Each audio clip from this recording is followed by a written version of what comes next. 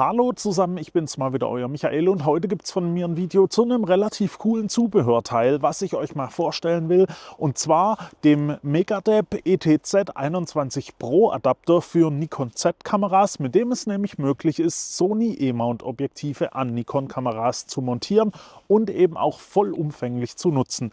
Wie ihr hier sehen könnt, ich habe hier eine Nikon Z8 mit dem neuen Sony 28 bis 70 mm Objektiv mit der durchgehenden Blende von 2. Das ist ja komplett neu auf den Markt gekommen und ist auch so nur für Sony erhältlich. Also Canon hat zwar auch noch ein Zoom-Objektiv mit einer Blende 2, aber bei dem Sony-Objektiv ist es jetzt einfach möglich, das Ganze auch an einer Nikon Z-Kamera zu verwenden. Und gerade in Verbindung mit einer Z8 ist das Ganze richtig ordentlich und funktioniert perfekt. Und meine Erfahrung damit möchte ich euch jetzt heute einfach mal mitteilen. Jetzt ist es so, der Adapter an sich ist kein Schnäppchen. Der kostet ca. 300 Euro, aber ihr habt einfach den Vorteil, die E-Mount-Objektive funktionieren da ohne Probleme an den Kameras. Also ich habe schon alles Mögliche durchprobiert. Wie gesagt, jetzt hier das ganz neue 28 bis 70 mm Blende 2. Ich habe aber auch so ein Sony 200-600 Telezoom-Objektiv, aber auch 85 mm 1.4 und so weiter getestet und ich konnte wirklich keine Nachteile feststellen.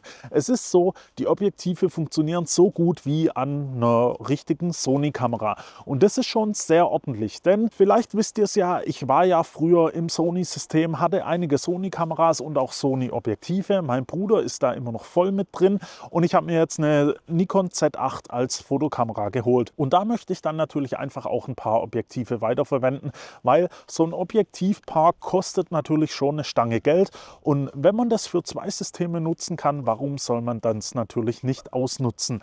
Es ist so, ich habe natürlich auch Nikon Z-Objektive, welche ich auch hier ohne Probleme dran nutze, aber einige Sachen, gerade wenn ich mir da ein paar Sachen mit meinem Bruder mal teile oder wir auf Reisen sind, da hat es halt schon den Vorteil, wenn man die Sony-Objektive auch hier an der Kamera nutzen kann.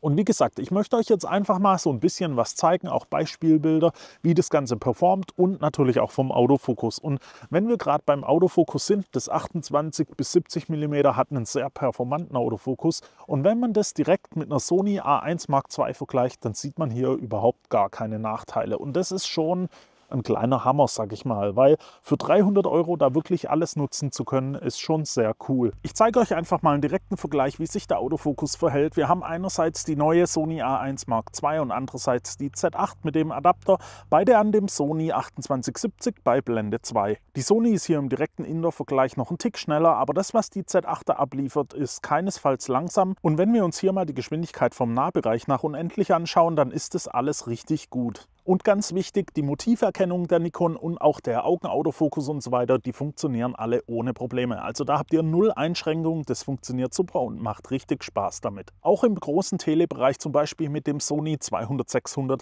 hat es alles 1A funktioniert. Also Birds in Flight war da überhaupt gar kein Problem. Die Motive wurden sehr gut erkannt. Ihr habt da sogar den Vorteil, die Nikon erkennt kleinere Motive wie kleinere Vögel oder so sogar noch besser, als es die Sony tut. Aber auch ganz andere Sachen, wie zum Beispiel Kunstflieger beim Flugplatzfest und so weiter, die waren da einfach gar kein Problem. Da muss man also wirklich mal ein großes Lob aussprechen, was Megadep da so mit dem Adapter veranstaltet hat.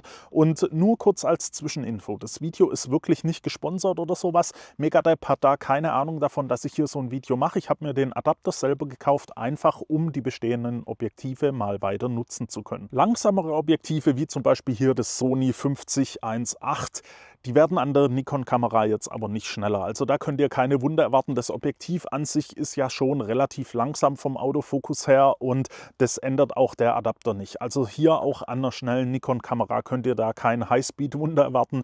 Da wird also dasselbe geliefert, wie das Objektiv auch an der Sony performen würde. Bei der Bildqualität selber müsst ihr einfach gar keine Abstriche machen, denn im Adapter ist ja gar kein Glas verbaut. Der Adapter adaptiert euch einfach wirklich nur das Objektiv an die Kamera und ja, ihr habt einfach keinen Bildqualitätsverlust. Das heißt, die Objektive performen an der Nikon bildqualitätsmäßig genauso, wie Sie es auch an der Sony tun würden. Ihr habt da auch den Vorteil, wenn ihr die Bilder als RAW in Lightroom importiert, dann werden die Profile geladen, also die Objektivprofile werden euch da angezeigt. Ihr habt alle Verbesserungen, alle Korrekturen, welche für das Objektiv gegeben sind, und die werden euch da angezeigt. Es ist so, als Hersteller wird zwar Nikon angezeigt, beim Objektiv steht dann aber wirklich das passende Objektiv auch drin und die Korrekturen passen auch wirklich. Also ihr habt da nicht irgendwie Unterschiede in der Vignettierung oder sowas. Und auch bei Drittherstellern Objektiven, wie zum Beispiel hier das Tamron 150-500, funktionieren die Korrekturen ohne Probleme. Die werden da ganz normal geladen, es wird alles korrigiert, das macht einfach Spaß. Allgemein funktionieren Drittherstellerobjektive einfach ohne Einschränkungen, wie auch an den Sony-Kameras. Eine kleine Randbemerkung nebenbei: Bei Sony habt ihr ja das Problem, dass Dritthersteller begrenzt werden auf 15 FPS. Also wenn ihr da zum Beispiel eine A1 II habt, die deutlich mehr als 15 FPS schaffen könnte, dann werden da die Drittherstellerobjektive auf 15 FPS begrenzt. Das hier nicht der Fall. Ihr könnt die vollen FPS an der Kamera nutzen. Ihr könnt also wirklich Drittherstellerobjektive für den Sony E-Mount hier an der Kamera nutzen und die vollen FPS ausschöpfen. Aber noch eine kurze Info dazu. Ich habe den Adapter jetzt an der Z8 getestet, meiner Z8, an der Z6 Mark III und an der ZF, und ich hatte da 0,0 Probleme. Das heißt jetzt aber nicht, dass das auch für alle anderen Z-Mount-Kameras gelten muss. Ich habe da jetzt von keinen Problemen gelesen. Ich möchte aber nicht meine Hand dafür ins Feuer legen, um zu sagen, es funktioniert ohne Probleme an jeder Kamera. Es ist aber so, ich habe jetzt nicht wirklich gelesen, dass der Adapter an irgendwelchen anderen Kameras Probleme machen würde. Die Verarbeitung selbst vom Adapter ist sehr gut. Er ist aus Metall und ist wirklich sehr sauber verarbeitet. Also ihr habt hier keine scharfen Kanten und so weiter. Er lässt sich sehr gut montieren und auch demontieren. Also da ist auch wirklich nichts irgendwie schwergängig oder sowas. Ihr habt hier natürlich ein kleines Knöpfchen zum Lösen vom Objektiv selbst, und das Lösen von der Kamera erfolgt ganz normal über den Knopf an der Kamera. Also hier sind auch die Funktionen eigentlich ganz normal. Es ist so, ich habe den jetzt ein halbes Jahr im Einsatz und ich kann selbst an den elektrischen Kontakten nicht wirklich was vorstellen, dass es da jetzt schon irgendwie Verschleißerscheinungen oder sowas geben könnte. Also das sieht wirklich sehr gut aus, meiner Meinung nach sehr gut verarbeitet, sehr sauber verarbeitet.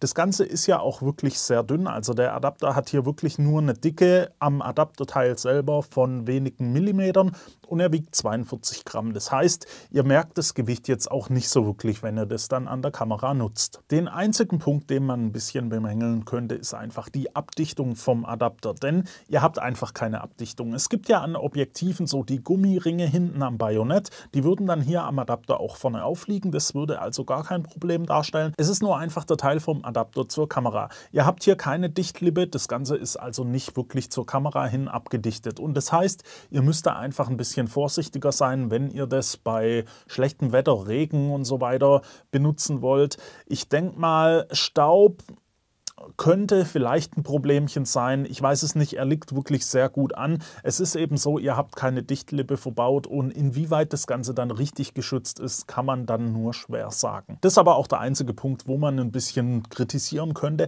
Ansonsten macht der Adapter wirklich alles richtig. Und ich muss schon sagen, als ich mir den gekauft hatte, hatte ich zuerst so die Befürchtung, klar, man hat gelesen, dass der gut funktionieren soll und so weiter, dass es da keine Probleme gibt.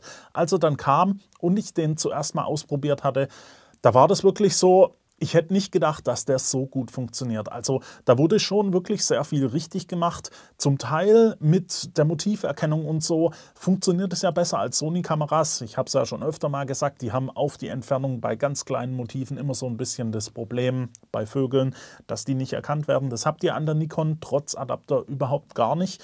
Und das macht dann natürlich schon sehr viel Spaß, den so zu nutzen. Gerade bei Objektiven wie das 2870 f2, was es von Nikon so nicht gibt, da könnte so ein Adapter natürlich Sinn machen, wenn ihr das Objektiv unbedingt an eurer Nikon-Kamera haben wolltet, also 28 bis 70 mm mit einer Blende 2, dann könntet ihr da das Sony-Objektiv nutzen. Ist natürlich die Frage, ob man so viel Geld für ein Sony-Objektiv an der Nikon ausgeben will.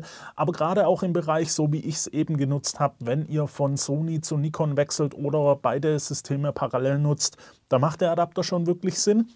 Ihr könnt einfach alles weiter benutzen und es ist eben so, gerade wenn ihr einen Systemwechsel macht, es ist ja immer mit Kosten verbunden, auch den ganzen Objektivpark zu wechseln und das ist dann natürlich so, das entfällt erstmal. Also ich denke mal, über die Zeit wird man dann natürlich schon komplett wechseln, aber für 300 € ist es eigentlich erstmal eine sehr gute Übergangslösung oder eben eine Lösung, um sich mit Objektiven, ich nenne es mal Lücken, zu ersetzen. Eben Lücken, die es vielleicht so im Nikon-System nicht gibt. Ich packe euch da einfach mal alles in die Beschreibung unten rein, dann könnt ihr euch das alles mal anschauen und gegebenenfalls natürlich auch kaufen. Ich würde mich freuen, wenn ihr dann natürlich über den Link von mir kauft, weil dann habe ich und der Kanal auch was davon und hier kann es fröhlich weitergehen. Und dann war es das eigentlich auch erstmal von mir. Wenn ihr Fragen oder Anregungen habt, könnt ihr das gerne unten in die Kommentare stellen, dann versuche ich das zu beantworten. Ich hoffe, das Video hat euch gefallen. Wenn es denn so war, lasst mir doch einfach ein Like da, abonniert den Kanal für weitere Videos und dann hoffe ich, sehen wir uns beim nächsten Mal wieder. Bis dahin wünsche ich euch eine gute Zeit. Ciao.